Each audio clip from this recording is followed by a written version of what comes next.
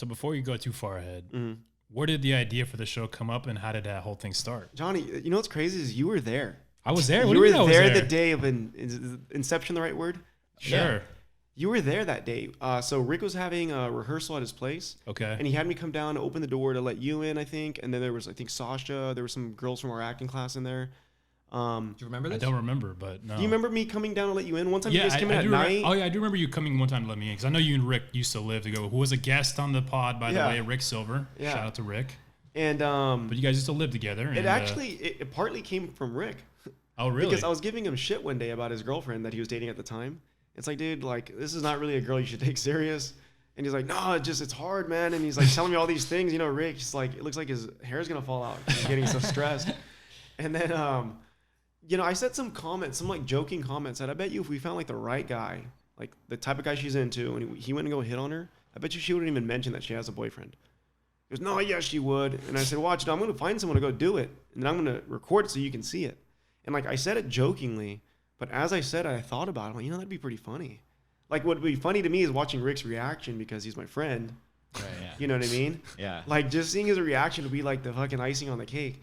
And that's how the idea came to be because this was my 3-year anniversary of being in LA. Like every year I was doing an evaluation for where I was at and how much I've done and where I want to go. So on my 3-year anniversary, I had done so much like in acting. Like I was fucking killing myself to make it happen. And it was just part of me that like kind of looked at it and thought, man, this is going to be a lot more challenging than I even anticipated.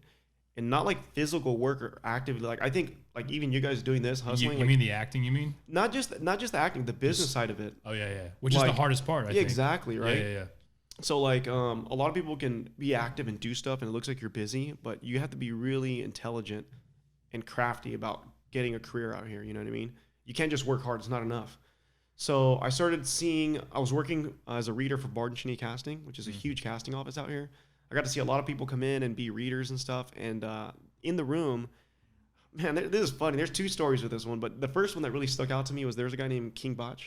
King Bach. Oh yeah. You guys know Bach? He advertises. Instagram dude. King Is his Postmates. first name? Yeah, he's huge. He has like 15, 16 million followers on Instagram and stuff. He makes skits. Well, it's funny because for that show, I actually auditioned for that show.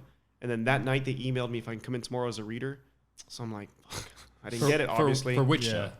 show? It's a show. Hillary Swank's in it. Wait, he was auditioning for the show? No. $1 Million He didn't Baby here's what's crazy. series. He didn't have to audition for the show. Oh, he was already cast. No. Okay. Here's what's even crazier. His role didn't even exist on the show. They created a role for him.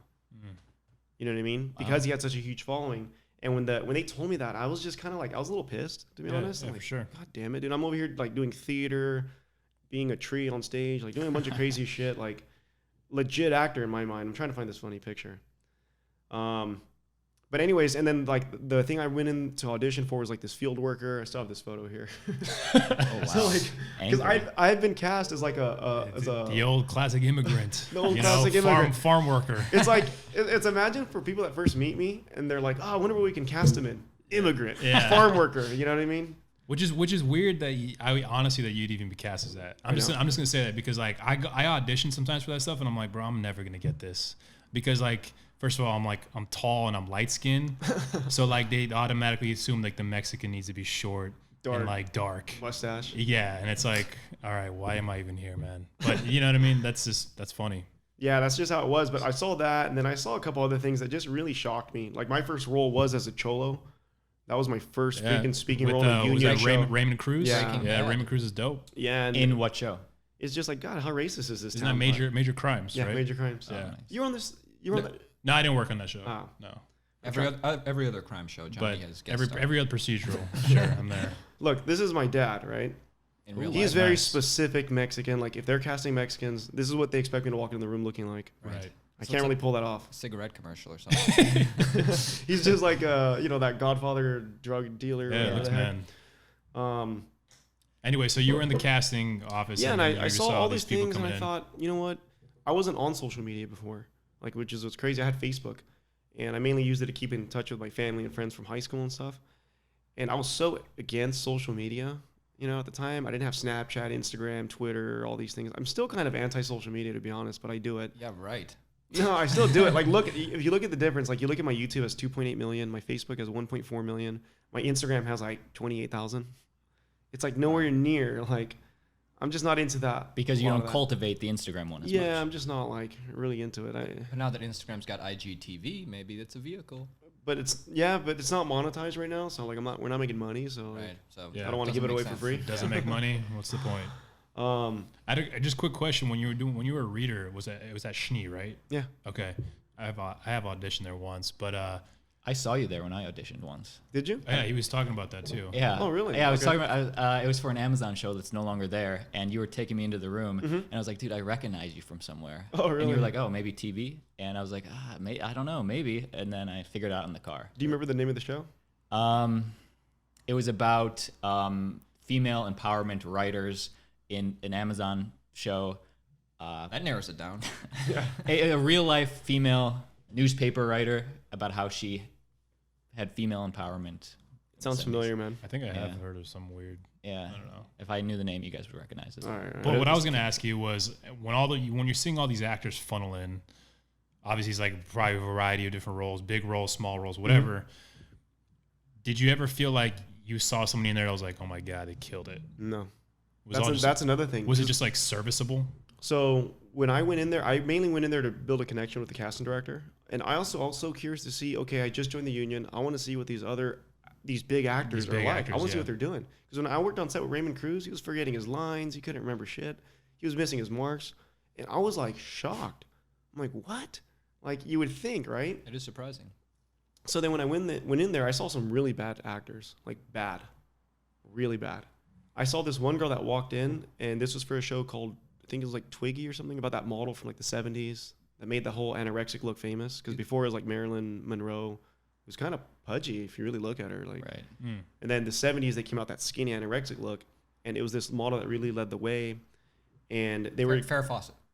I don't remember. No, I think it was Twiggy. Her name was like Twiggy name or was- something, or Twitchy or Don't something. know who that is, but So they were casting roles to be like girls to play her friends. And I remember I took up, they're all these hot ass girls coming in, which is great. SAG actresses. Yes. And that was another thing.